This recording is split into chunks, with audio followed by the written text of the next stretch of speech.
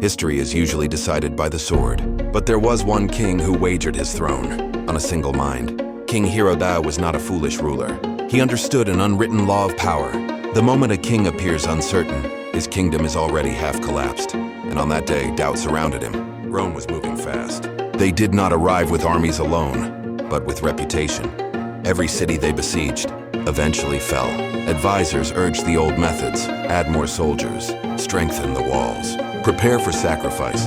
But Hiero too looked at numbers. He measured distance, counted supplies, calculated time, and the result was singular. Syracuse would not win by conventional means, so he made a decision that could have cost him the loyalty of his own people. He entrusted the defense of the city, not to a general, but to Archimedes, a man who did not wear armor, a thinker who spoke more often to shapes and ratios than to people. If Archimedes failed, Hiero too would not only lose the city, he would lose legitimacy. A king who risks his people's fate on an experiment can be seen as mad, or worse, a traitor. And science never promises certainty, but Hiero too understood something. Great leaders often forget. Power does not always endure through force, but through the courage to trust a different way of thinking. And that day, it was not Rome that gambled.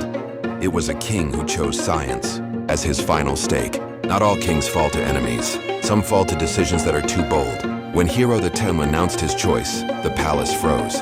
No cheers, no confidence. He had set aside his generals, ignored tradition, and entrusted Syracuse's fate to a man known for thinking in the bath more than training for war. To many nobles, this was not strategy. It was political gambling. If the city survived, the king would be remembered as a genius. If it failed, he would be remembered as the ruler who handed his kingdom to imagination. In power, results are everything. Good intentions are never enough. And Hiero too had just decided he was willing to be hated for a chance to survive. War is usually filled with shouting. That day it was filled with calculations. Archimedes did not bring battle plans. He brought questions. How heavy are the ships? What is the distance from wall to sea? How much human force is available? To him, war was not about bravery, but efficiency.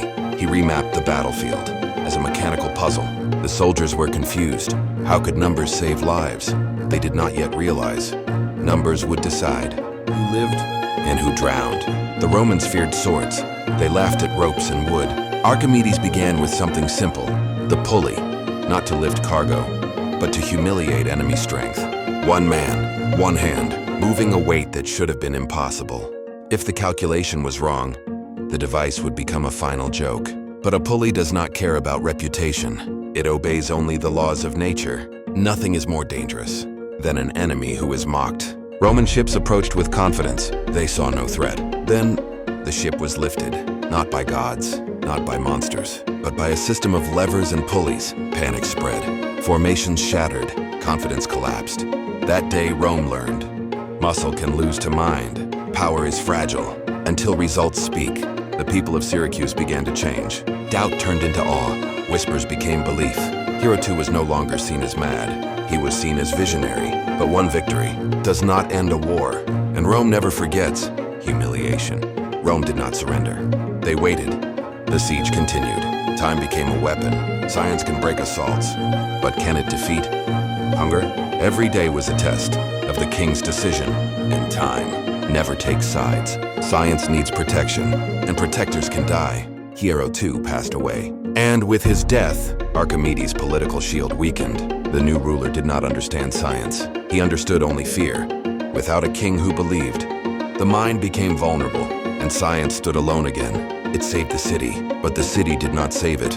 When the Romans finally entered, Archimedes was thinking. He did not fight. He did not flee.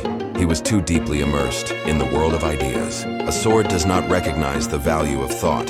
Science died by ignorance. Hiero lost the war, but he won history. He wagered his throne on something unseen, and that wager changed how humanity understands power. Many kings win wars. Few change the world, and perhaps the greatest power lies not in the crown, but in the courage to trust the human mind.